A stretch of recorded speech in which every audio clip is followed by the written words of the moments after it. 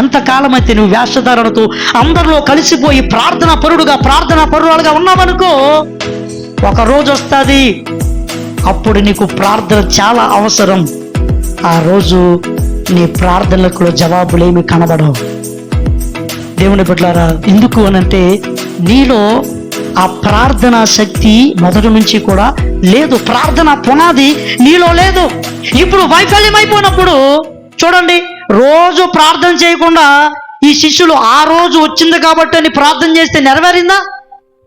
నెరవేరలేదు. కానీ దానికి ప్రతిగా ఏమైందంటే, అక్కడున్న వాళ్ళు వచ్చి, ఇదిగో మీ శిష్యులు ఈ ప్రార్థన చేశారు, ఏమి నెరవేరలేదని చెప్పే పరిస్థితి దేవుని బిడ్డ అవమానం ఎదురవుతుంది, సిగ్గు ఎదురవుతుంది. దేవుని బిడ్డలారా గమనించండి, నీవు నేను కూడా ఒక రోజు నీ జీవితంలో రాబోతుంది.